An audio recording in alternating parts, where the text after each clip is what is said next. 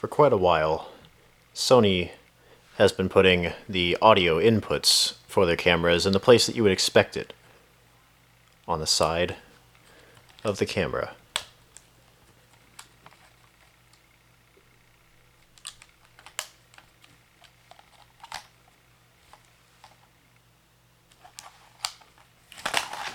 But at one point in 2003, Sony thought, this device that we're about to release is too fucking futuristic to go ahead and have side-mounted microphone inputs. What is that bullshit? And so it's on the top, right behind the electronic viewfinder. This here is a Sony DCR-DVD300. This is a DVD camcorder released by Sony in the back half of 2003. This particular unit comes from early 2004. Make no mistake though, this model is from 2003. I have another DCR-DVD300 here, a broken model, that hails from November of 2003. So these things did exist that year, it's just that they were, well, if Amazon has anything to say about it, they didn't really exist until September, at least not on the civilian market. So these are some of the earlier models of Sony camcorders with DVD recorders inside of them. Yes, I do feel like that's the best way to describe it. Unlike the later DVD camcorders, which really could only use the camera components to get video onto the DVD, these ones could actually be used as a little bit less capable version of a set-top DVD recorder. You've got the audio-video port, which is usually your output, and your S-video, which is usually an output, but you can use these as inputs. I'm not sure if that is true on the DVD 100 or the DVD 200, might be, but it is definitely true on the DVD 300. You can hook up your old Hi8 camera, your game system, mini DV, if you happen to have a computer that doesn't have FireWire. Yes, MSI, I'm still bitter about that. You can hook those up to these and record the video into them. Now, you do have to keep in mind, recording at the highest quality on these DVDs gets you around about 20 minutes. So if you're going to be doing video transfers with something like this, it would really help you to have a mini DVD-RW.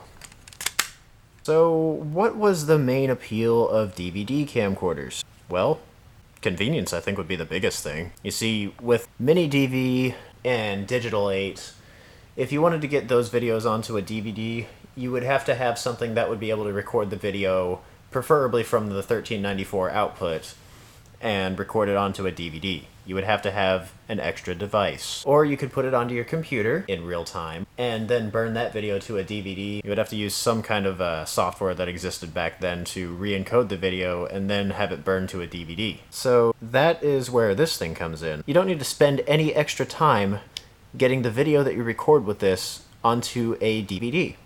It's already on there by the time you take it out of the camcorder. Now, of course, if you are looking to use this in a DVD player, you have to finalize the disc before removing it. However, that's not terribly difficult to do. Actually, if I turn this model on right here, hang on.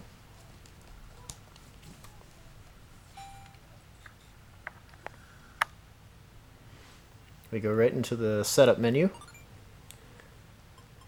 go to the disc menu, which is labeled with a disc. You would just have to finalize it. Now, usually that would take about 5 minutes, but it's not like you're recording the video onto something else. The video's already on the disc, you just need to prepare the disc for use in a DVD player. So this was a lot more convenient for the types of people that wanted to record video and just have it ready for playback, not have to edit it or anything else. With these Sony DVD camcorders, it was possible to edit the videos off of the DVD, provided that you had software that could work with MPEG-2 video, which, if I remember right, was kind of a pain in the ass back in the early 2000s, if we remember anything from the micro MV debacle. As you can see, it says VR, along with using a -RW disc. If you wanted to go ahead and have your video easily accessible in your editing package, what you would do is you would format the disc to VR.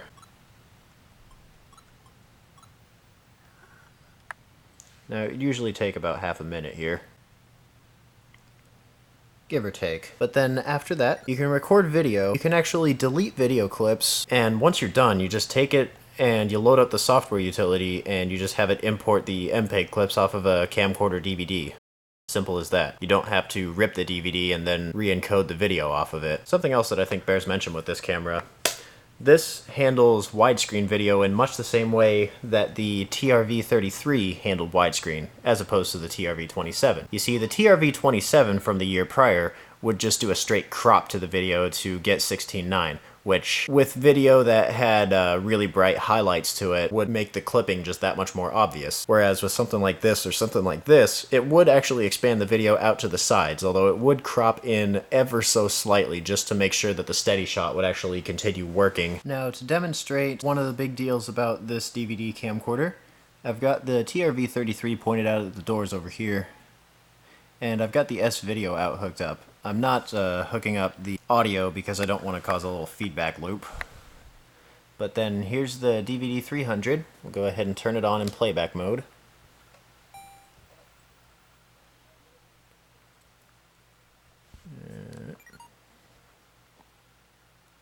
And then if we get the S-Video cable oriented properly here,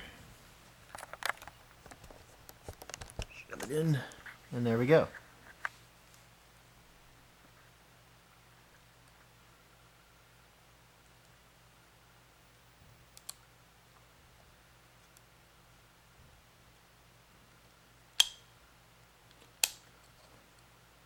Now, of course, you wouldn't want to use this thing as an external recorder because you would get that Nightshot logo anytime you wanted to use Nightshot. But this was an option for capture if you happen to have a computer that would have been a weenie computer back then and didn't have any sort of FireWire input. Now, of course, by 2004, JVC had a hard drive camera available at that point in time, and even if we want to go back to 2003, there were cameras that could record DVD quality video to some more stable media. Flash memory. Although something to be mentioned with this Panasonic camera, you can use the fastest 1 or 2 gigabyte card that you can get your hands on. If it's not a Panasonic card, this doesn't want anything to do with it in MPEG mode. So 512 megabytes is a pretty easy cap for this thing. Coming across memory cards for this that are legitimate, as the forums would have you believe, is a little bit on the challenging side. Although 512 megabytes actually isn't too terribly far off of what you would get with one of these mini DVDs at 1.5 gigabytes, roughly. This thing on its highest quality mode, you get about 11 minutes, whereas with this on high quality, you get roughly about 20 minutes. Now, while this one only has high and low quality in its MPEG modes, MPEG 2, this one has high, medium, and low quality. Medium quality gets you about a half hour, and low quality, at a reduced resolution, will get you a full hour. A little bit of a trade-off between the two of them, although this one has easily interchanged and much cheaper at the time media to use with it. These things at the time, if you wanted to get a memory card for these, you were looking at around about $300 for a 512 megabyte card. Of course, that quickly fell in price, but at that point in time, this would have made a little bit more sense if you could figure out using the different disk formatting options. Of course, that means it's testing time. Now, this was the camera that I was recording the overview portion of the video with. It's a 2008 era Sony DCR-DVD300, and I recorded it to the memory stick on this one because I want to use the DVD drive that I have for the computer as little as possible, just because I'm lazy. Now, I would record some test video with this Panasonic camera just to go ahead and do some comparisons, but I haven't charged the battery. Oh well. Now, I should also mention that with this AV100 from Panasonic, you could record AV input using that little mini jack there. However, with this camera, you would be limited by the amount of time that you could get on the SD card. And since SD cards were expensive at the time as opposed to DVDs, well, what do you think would have made more sense at that point in time? Now, it's worth mentioning before I go too much further with this comparison thingy here, these two cameras were similarly priced at around about the time that they were available, within about $1,100, so they weren't exactly cheap. That said, given that they were similar in price, you would expect the video quality to be very similar between the both of them. So let's go ahead and give that a look. This is video coming out of the Sony DCR-DVD300.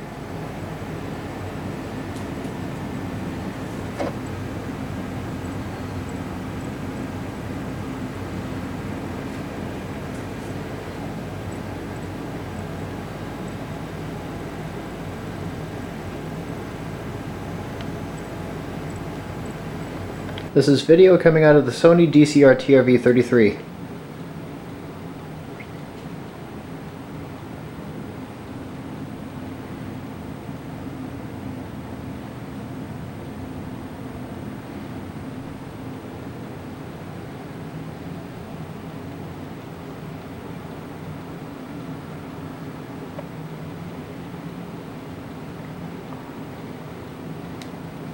This is a night vision test out of the Sony DCR-DVD300.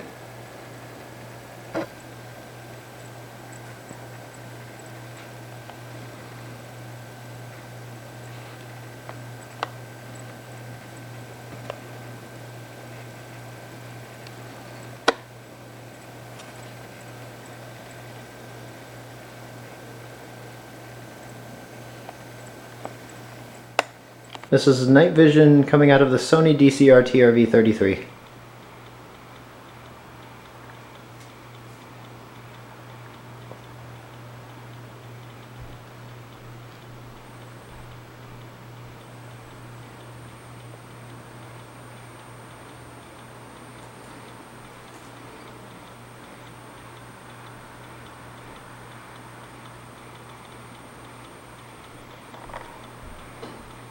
Hey, I never said that it was going to be an exhaustive test. Just a little comparison. Now to go ahead and play around with this camera a bit more.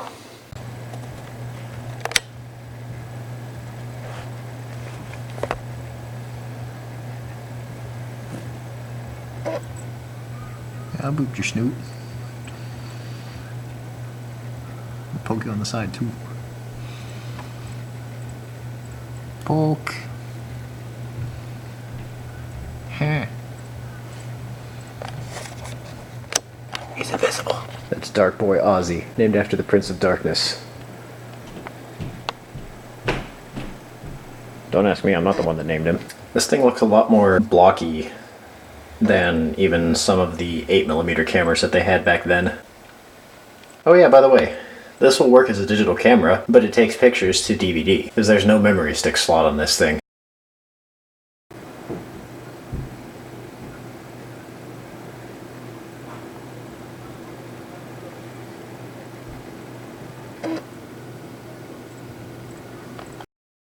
This dude's better at being a glamour model than a movie star.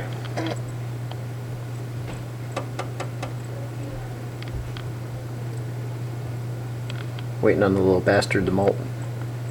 DVDs were cheaper than SD cards. Hello. Go look at me, Journey. I am looking Wait, oh, heck out. Sorry. No, this is DVD! Look, it's a pocket. It's a pocket. What's in the cup there? My cup. Bitches. Oh, okay. Bitches and gravy. Oh dear. That's a favorite snack of the Midwest is bitches and gravy. And ope. Ope. And ope. Ope. And ope. The number that you got to beat, Austin, for the last hour is 200. That only hurts my feelings. I'm doing it on the wrong device. I don't know why I'm trying. For the last hour, I mean, for the rest of the day I was chilling at like 700, 800, something like that. Yeah, you're probably right. That's gonna be like fucking 600. One moment. Oh, if it was that high, Doing something clinically necessary. it would be If- going. If it was that high, I don't think that either myself nor Austin would be surprised. I don't think it'd get that high. It's gonna be like 400 maybe. Just under. 400 to 500. Well, I mean, you don't got a high score to beat. I scored 200 after I took insulin for that soda. Didn't things tell me I didn't put enough blood in her?